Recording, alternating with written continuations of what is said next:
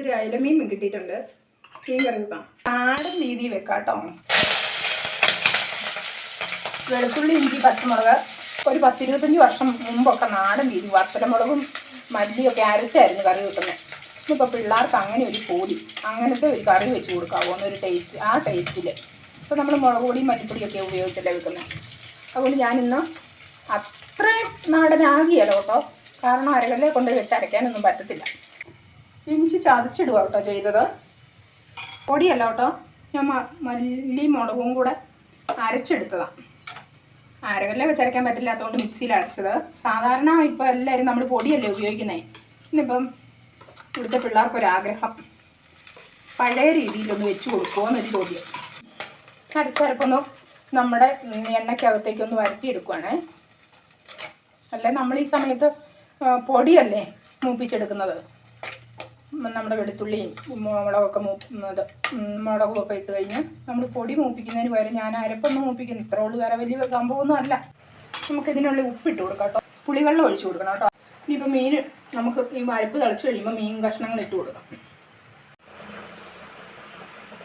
നമുക്കിച്ചിരി ഉലുവാപ്പൊടി ഇട്ട് കൊടുക്കാം കേട്ടോ.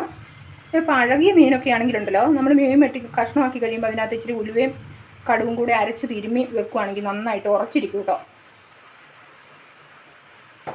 അങ്ങനെ റെഡി ആയിട്ടുണ്ട് കേട്ടോ. അത്യാവശ്യം നന്നായിട്ട് പറ്റിയിട്ടൊക്കെ ഉണ്ട്. പുളി ചേർന്ന് നോക്കട്ടെ. കുടംപുളിയാണേ, ചിലർ വാളംപുളി ചേർത്തും വെക്കുന്നവർ.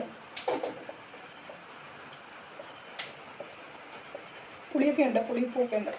ഇനിയിപ്പം നമ്മളുണ്ടല്ലോ ഇത് 2 ദിവസമൊക്കെ കൂട്ടേണ്ട കറിയാണെങ്കിൽ ഇത്രയും കൊണ്ട് പരിപാടി നിർത്താം. ഇച്ചിരി പച്ച വെളിച്ചെണ്ണയുടെ ഒഴിച്ചങ്ങ് വാങ്ങി വെച്ചാൽ മതി. ഇത് ഇവിടെ ഇപ്പോൾ ഇച്ചിരി കപ്പയ്ക്ക് വേണ്ടിയും കൂടെയാണ്. അതുകൊണ്ട് ഞാൻ ഇച്ചിരി തേങ്ങാപ്പാൽ ഒഴിക്കുന്നുണ്ട്. തേങ്ങാപ്പാൽ ഒഴിച്ച് കഴിഞ്ഞാൽ കണ്ടമാനം നേരം തിളയ്ക്കരുത്. അത് തിളച്ച് കഴിഞ്ഞാൽ അതിൻ്റെ ഒരു സുഖമില്ല. ഈ അയൽ കറി വെക്കുമ്പോൾ നമ്മൾ ഇത് സ്റ്റൗവൊക്കെ ഓഫാക്കി കഴിയുമ്പോൾ തന്നെ കുറച്ച് കറിവേപ്പില അങ്ങോട്ട് തൂളി കൊടുക്കണം, നല്ലൊരു സ്മെല്ല് വരാനേ. നമ്മുടെ കപ്പപ്പുഴുക്കും മീൻകറി റെഡി ആയിട്ടുണ്ട് പിള്ളേരെ, നമുക്ക് കഴിക്കാം. ഞാൻ കപ്പപ്പുഴുക്കും തേങ്ങ അരയ്ക്കാതെ രീതിയിലുണ്ടാക്കിയതാണേ.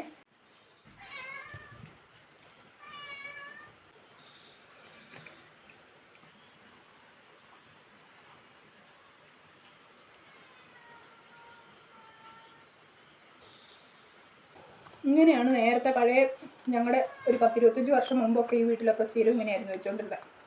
ഇപ്പോഴല്ലേ മുളക് പൊടിയൊക്കെ വന്നേ. അതൊന്നും മുളകും മല്ലി അരച്ച് കറി വെക്കുന്നേ സിസ്റ്റമായിരുന്നു. ഇപ്പോൾ പെട്ടെന്ന് മുളക് പൊടിയൊക്കെ മൂപ്പിച്ച് നന്നായിട്ട് പുളി ചേർന്നു കേട്ടോ. കുടംപുളി നന്നായിട്ട് ചേർന്നാലേ മീൻ കറി. ഇഷ്ടപ്പെട്ടോ? കൊള്ളാം.